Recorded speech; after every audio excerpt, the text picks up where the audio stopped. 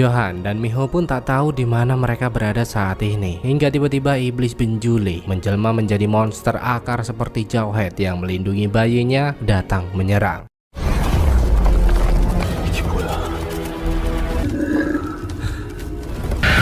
Dengan itu Johan terus berusaha melakukan perlawanan, namun kekuatan iblis begitu kuat dan mulai membuatnya tak bisa berbuat apa-apa, hingga pada akhirnya Fan kembali datang menyelamatkan mereka.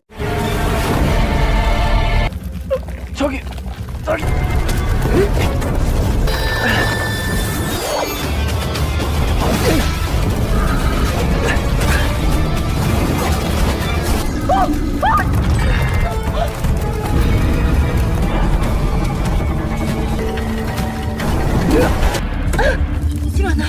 Dalam masa-masa genting, Miho pun kembali berusaha menyadarkan Suryeon. Namun hal itu malah membuat Benjuli semakin marah karena ternyata wanita muda itu telah menyerahkan dirinya untuk membalas kekejaman pacarnya. Hingga hal yang tak terduga tiba-tiba terjadi, di mana tubuh Miho mengeluarkan cahaya kuat dan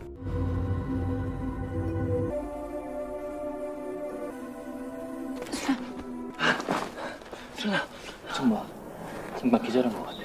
dengan hancurnya monster itu, Fan pun segera membuka portal dimensi untuk membawa Suryeon pergi. Tak lupa ia juga memberitahu Miho bahwa sebenarnya arwah Benjuli telah tercemar iblis nafsu dan sengaja memancing Miho untuk datang ke tempat ini. Namun berkat kekuatan yang tak sengaja Miho keluarkan, iblis nafsu sudah hancur dan Benjuli kembali ke alam di mana semestinya ia berada. Seiring berjalannya waktu, Miho pun yang melihat keadaan Suryeon bergegas pergi menemui Paman Jang untuk mencari tahu pria yang telah menyakitinya. Paman Jang sempat terkejut karena pria yang Miho bicarakan merupakan putra dari tokoh berpengaruh di kota ini. Namun Miho benar-benar tak peduli dan terus memintanya untuk mengumpulkan informasi. Hingga setelah penyelidikan yang panjang, Paman Jang memperlihatkan berkas-berkas yang ia dapatkan, di mana ternyata pria itu juga sempat mengalami kasus yang sama sebelumnya. Miho tentu merasa heran mengapa tak ada korban yang melaporkan hal ini. Miho benar-benar geram mendengar hal itu dan mengajak Paman Jang pergi menemuinya secara langsung untuk meminta pertanggungjawaban. Sesampainya di sana, alih-alih mendapatkan permintaan maaf, pria itu malah terkesan sangat menyepelekan kedatangannya. Tentu saja hal itu membuatnya semakin marah, hingga tanpa basa-basi lagi Miho memberinya pelajaran di sana.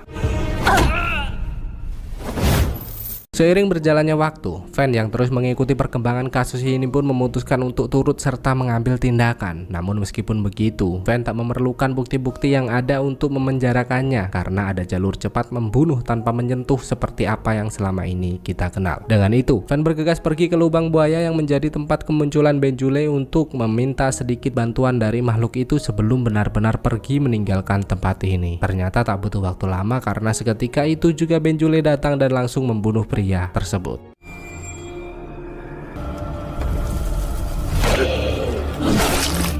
Berita kematian menyebar begitu cepat. Miho yang mendengar hal itu pun bergegas pergi menemui Fan untuk menanyakan keterlibatannya atas kematian ini. Dengan itu Fan menegaskan bahwa meskipun dirinya mempunyai darah iblis, namun dirinya tak pernah membunuh manusia dan tak akan pernah melakukannya. Mendengar hal itu, Miho pun merasa tenang dan langsung memberinya sebuah ponsel untuk mempermudah komunikasi mereka. Hingga setelah beberapa waktu Miho pergi, tiba-tiba Johan datang mendekati Fan untuk mengingatkannya agar tidak lagi berada di tempat ini karena dirinya benar-benar tak mau Miho dalam bahaya. Fan pun benar-benar tersinggung atas apa yang Johan katakan karena seperti yang kita tahu sudah terlalu banyak pengorbanan yang ia lakukan untuk melindunginya. Maka dari itu ia pun tak bisa menahan diri lagi dan mulai melakukan serangan sehingga pertarungan tak dapat dihindarkan lagi.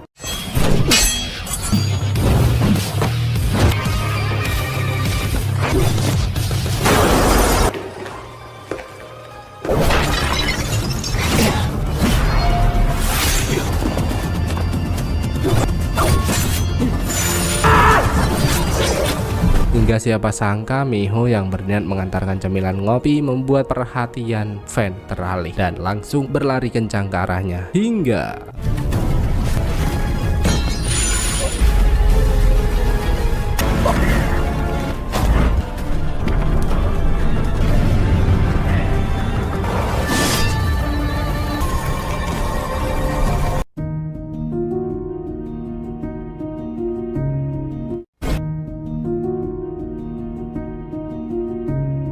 Untung saja, sebelum benar-benar menusuk Miho, Fan tersadar dan menghentikan niat buruknya. Ia pun benar-benar merasa bersalah karena hampir saja membunuh Miho, seperti Wong Jeong dulu. Begitu juga dengan Miho yang terlihat begitu terkejut, merasa tak percaya orang yang paling ia percayai hampir membuatnya mati. Atas kejadian itu, Johan pun mengatakan kepada Paman Jang bahwa dirinya hanya berniat mengetes seberapa besar niat Fan untuk melindungi Miho. Paman Jang pun menyayangkan hal itu, karena seperti yang kita tahu bahwa hanya Fan lah yang dapat melindungi Miho dari iblis-iblis yang terus mengintainya. Seiring berjalannya waktu, Miho yang telah pulih dari keterpurukannya pun datang menemui Fan untuk memperbaiki hubungan mereka, karena ia benar-benar yakin bahwa pria itu sebenarnya tak mempunyai niat buruk sedikit pun kepadanya. Dengan tangan lembut itu, Miho mulai memeriksa luka Fan yang terkena tusukan pedangnya sendiri dan berharap ia bersedia untuk kembali tinggal bersamanya. Namun sepertinya Fan tak lagi dapat melakukan hal itu karena selain merasa malu atas apa yang telah ia lakukan, ia juga takut jika sisi buruknya bangkit dan membuat kejadian seperti ini terulang kembali. Meski dengan masalah yang tengah ia hadapi, Miho tetap berusaha terlihat kuat dan menjalani hari-harinya seperti biasa bersama Johan di sana. Sementara itu ternyata Fan memutuskan datang menemui Baekju untuk memberitahu atas apa yang telah terjadi. Dalam momen ini secara terang-terangan Fan menjelaskan bahwa dirinya benar-benar takut jika dirinya kembali kehilangan kendali. Bahkan Fan juga mengatakan bahwa ia merasa jika dirinya sendirilah yang sebenarnya menjadi ancaman. Mendengar hal itu, Baekju pun mengingatkan bahwa Miho adalah reinkarnasi yang dapat Fan gunakan untuk menghapus dosa di masa lalunya. Namun meskipun begitu, ia juga tak bisa memaksakan apa yang telah menjadi keputusannya. Tanpa mereka sadari, ternyata seorang pria kembali melumuri batu haredang dengan darahnya untuk membangkitkan iblis-iblis meresahkan. Sejak saat itu, iblis-iblis yang telah bangkit menyebar ke penjuru negeri, membunuh orang-orang tak bersalah yang tentu saja menjadi berita pembunuhan berantai dan membuat seluruh warga sangat ketakutan. Ibu-ibu beranjak gede yang mendengar ramainya berita ini pun mengira bahwa semua ini terjadi karena siluman rubah yang sudah bertahun-tahun mendiami wilayah ini. Namun tidak dengan Fan yang mulai merasakan sesuatu setelah mendengar ciri-ciri yang ditemukan, hingga ia pun bergegas memeriksa korban untuk meyakinkan dirinya bahwa semua ini adalah perbuatan Gung Tan atau saudara seperjuangannya di masa lalu yang telah lama menghilang. Di sisi lain, Johan yang tengah menikmati kehangatan malam bersama Miho dan Paman Jang tiba-tiba mendapatkan kabar tentang saudaranya yang telah lama menghilang. Mengetahui hal itu, Paman Jang pun memberitahu Miho bahwa sebenarnya Johan mempunyai saudara namun harus terpisah sejak bertahun-tahun yang lalu. Tentu saja Miho mulai terketuk dan meminta Paman Jang mengerahkan semua anggota untuk memulai pencarian agar Johan dapat kembali bertemu dengan saudaranya. Bahkan kini Miho juga mengajak Johan pergi ke panti asuhan tempat dirinya dibesarkan dulu, sehingga kembali membuatnya terbayang dengan apa yang pernah ia lewati bersama saudaranya sendiri. Pada saat itu, salah satu staf Miho juga datang memberitahu bahwa saudara Johan benar-benar masih hidup dan tinggal tak jauh dari lokasi mereka saat ini. Yang tanpa mereka sadari ternyata diam-diam lintah darat terus mengawasi pergerakan mereka. Dan dengan informasi yang telah mereka dapatkan, Johan pun mengantar Miho kembali ke villa karena dirinya akan pergi seloreng mencari keberadaan saudaranya. Miho pun tak mempunyai firasat buruk untuk hal itu. Dan ketika Johan beranjak pergi, ia menerima sebuah panggilan dari salah satu sahabatnya yang bernama Sujin, di mana wanita itu memberitahu bahwa dirinya telah mengutus calon suaminya untuk mengantar undangan pesta pernikahan mereka. Siapa sangka di tengah perjalanan, pria itu harus terhenti setelah merasakan sebuah kejanggalan yang ternyata Gung Tan datang dan langsung membunuh pria tersebut. Fan yang mendapat firasat buruk pun bergegas pergi ke villa untuk memastikan keadaan Miho baik-baik saja. Hingga setibanya di sana, ia benar-benar terkejut ketika melihat saudara seperjuangannya datang membawa seekor mayat ke tempat ini. Entah apa maksud dari semua ini, namun mungkin saja hal itu ia lakukan untuk membuat mental Miho hancur. Dan jika memang itu tujuannya, kita bisa lihat dengan jelas rencananya berjalan mulus. Melihat saudara seperjuangannya mulai pergi menjauh, Fan pun segera melakukan pengejaran hingga tiba-tiba pria itu kembali datang dan kelepak lepuk.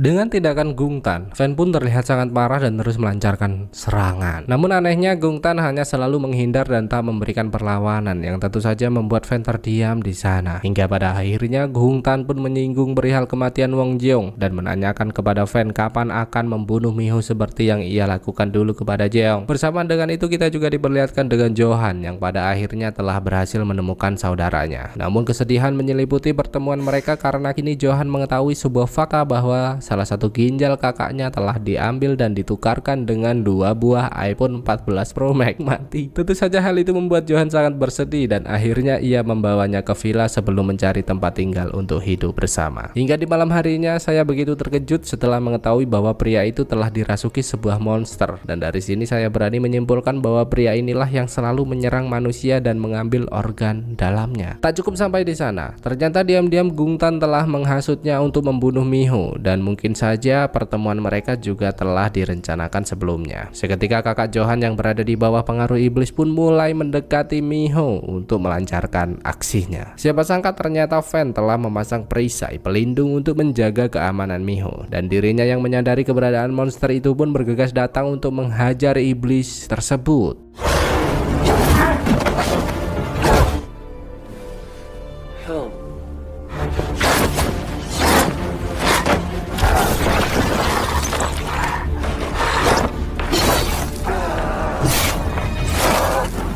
형. 잠깐만 내 얘기 좀 들어봐.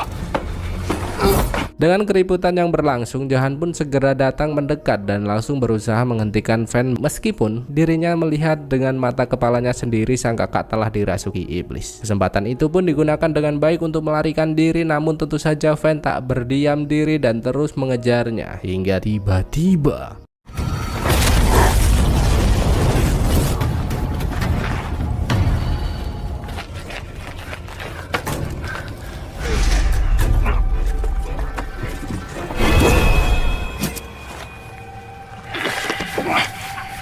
Gungtan datang menyerang Fan dengan kekuatan penuh dan tak lupa juga mengingatkannya untuk tidak lagi melindungi Miho. Karena jika hal itu terjadi, Gungtan tak akan segan-segan menyakitinya di pertemuan mereka selanjutnya. Kini, Fan pun harus kembali ke pegunungan dengan luka yang cukup parah setelah menerima serangan dahsyat dari Gungtan. Hingga tak berselang lama, perhatiannya kembali terpecah ketika melihat kedatangan Miho, di mana kali ini dirinya benar-benar meminta penjelasan atas apa yang baru saja terjadi. Merasa tak dapat menutupinya lagi, Fan pun nekat memberitahu bahwa Miho merupakan reinkarnasi dari Wong Jeong yang ditugaskan untuk memperbaiki tata surya. Maka dari itulah para iblis terus berusaha menyerang Miho dan bahkan juga orang-orang yang berada di sekelilingnya. Mendengar hal itu, Miho pun terus berusaha mencari tahu lebih dalam tentang Wong Jeong dan seluruh kemampuannya. Hingga pada akhirnya ia memutuskan pergi menemui Baekju selaku sesepuh Pulau Jeju untuk memperjelas semua kekacauan ini. Mendengar hal itu, Baekju menjelaskan bahwa Wong Jeong mempunyai kemampuan batu perisai yang dapat digunakan untuk menyegel para iblis yang berkeliaran. Tak lupa Baekju juga melihat tanda lahir yang sama persis dengan Wong Jeong yang tentu saja memperkuat bahwa Miho reinkarnasi darinya. Bersamaan dengan itu juga terlihat Johan yang kembali datang menemui kakaknya yang tengah termenung di sana. Pria itu pun mengatakan bahwa sebenarnya ia sudah tak sanggup lagi menjalani kehidupan ini. Namun mau bagaimana lagi, nyatanya Johan tak dapat menghabisinya secara langsung seperti iblis-iblis lain yang telah ia temui. Hingga Johan pun membawanya ke sebuah tempat di mana dirinya akan mencoba menjalani ritual pengusiran setan, berharap keadaan kakaknya kembali pulih. Dan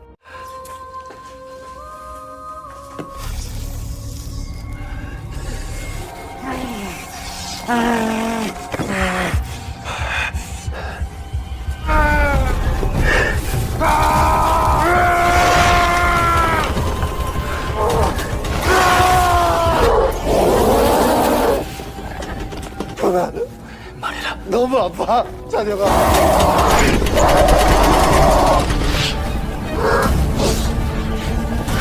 sayang seribu sayang, semua usaha yang Johan lakukan benar-benar tak membuahkan hasil, sehingga ia memberanikan diri datang menemui Fan untuk meminta bantuan terhadapnya. Fan yang melihat kedatangan pria itu pun sangat marah setelah insiden yang sempat mereka alami. Namun Johan benar-benar terlihat pasrah, sehingga Fan mengurungkan niatnya dan mulai memberitahu bahwa sebenarnya kakak Johan bukan lagi manusia, melainkan sudah menjadi iblis yang tak dapat diselamatkan lagi. Tentu Johan terkejut mendengar hal itu, namun dirinya tak menyerah dan malah nekat pergi menemui Miho berharap wanita itu dapat membantunya, mengingat hanya ialah yang telah mengalahkan Benjule beberapa waktu yang lalu. Semula Miho menolak, namun desakan dari Johan membuatnya teringat dengan apa yang Baekju katakan, hingga ia mulai memberanikan diri untuk membantunya. Dengan itu, Johan membawanya pergi ke sebuah gedung menemui kakaknya yang telah terikat di sana. Namun siapa sangka ternyata memang inilah yang iblis nafsu rencanakan, memancing Miho datang mendekatinya. Tak butuh waktu lama, iblis langsung melepaskan diri dan langsung menyerang. Johan yang sadar akan hal itu pun mengorbankan dirinya melindungi Miho di sana, namun iblis itu terlalu kuat dan terus melakukan penyerangan. Untung saja Fan datang tepat waktu untuk menyelamatkannya, hingga pertarungan tak dapat dihindarkan lagi.